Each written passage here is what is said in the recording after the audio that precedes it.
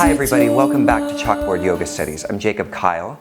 If you're new to Chalkboard Yoga Studies, this is our offering from 5tattvas.com where we explore a different concept from the yoga tradition each week. So thank you so much for joining us. If you're new, then you can check out all the other recent Chalkboard Yoga Studies that we've done on our YouTube channel.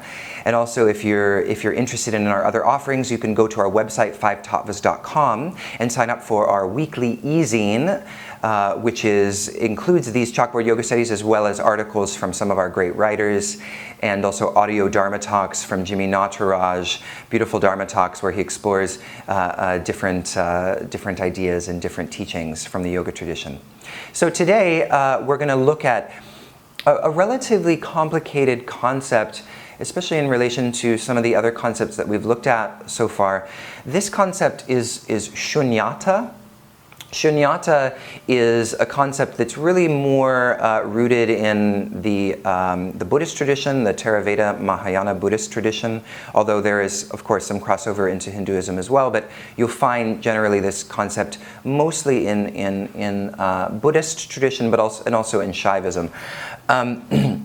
And it loosely translates to emptiness, voidness, vacuity, and openness. So, let's look at these translations. So all but the last one seems, a relatively, it has kind of a negative connotation, right? And when I first heard this word, and other people have experienced this as well, there's something kind of dark or sad sounding about it, because we don't want to think of things as empty. And really what this word is referring to, it's referring to the emptiness of objects, the emptiness of things in the world.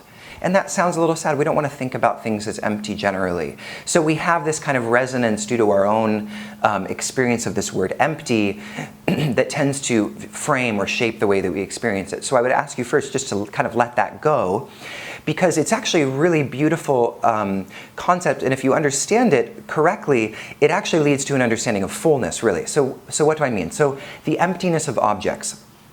So when we're talking about the emptiness of objects, we're talking about the emptiness of an object's self-existent nature, of its own identity.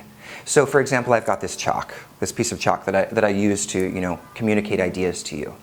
To me, this is a piece of chalk, but to it's a piece of chalk that I use in a certain function to write things on the board, to communicate ideas in a learning environment. But to my cat Rashmi, this is not a piece of chalk. This is maybe an unfortunate chew toy.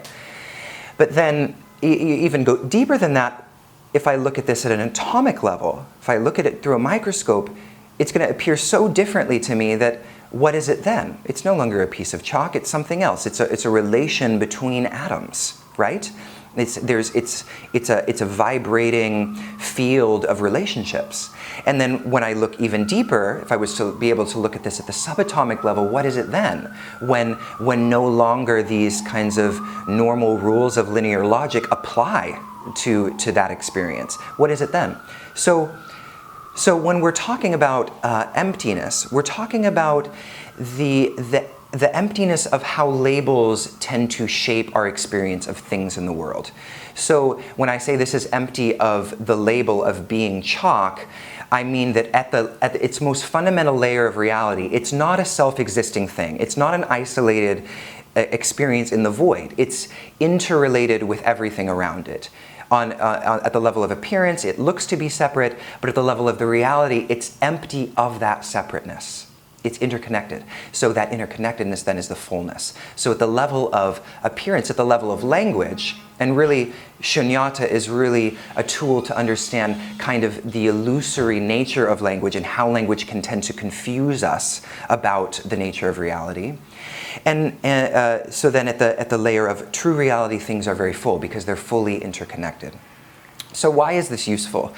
So at the level of meditation, when we're trying to kind of realize this interconnectedness, the SUNYATA as emptiness is a tool for us to acknowledge that as I sit in meditation or as I'm trying to experience things more fully, when I start to to see myself as a particular thing with all of these characteristics. Jacob is this, that, and the other. All of these identifications that we become attached to, that then we suffer from because, this Jacob is this, that, and the other, therefore Jacob can't be this or that, even though I may want to expand into a certain horizon of possibility.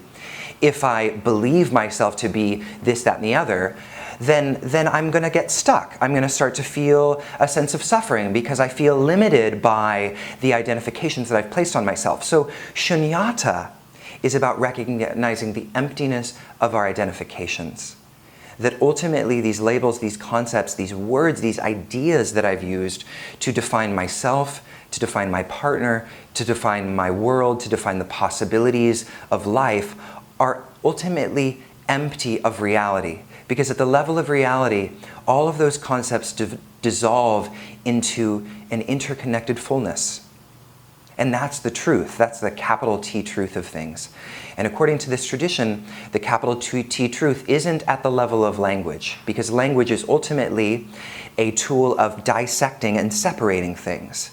But at the level, and we learn this from quantum physics, at the level of the deepest reality, there is no separation. Everything is vibrating together. So that's really what SUNYATA is all about. So that's pretty much it for today. Thank you so much for joining us. Again, my name is Jacob Kyle. If you're new to our programs, please check out our website, 5tattvas.com.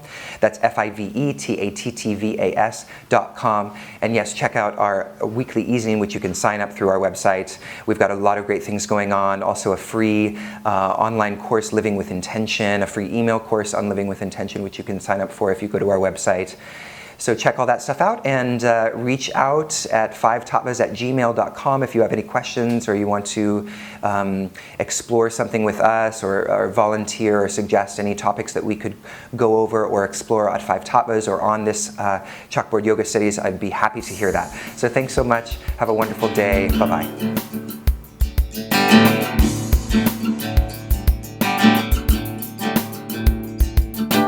Asatoma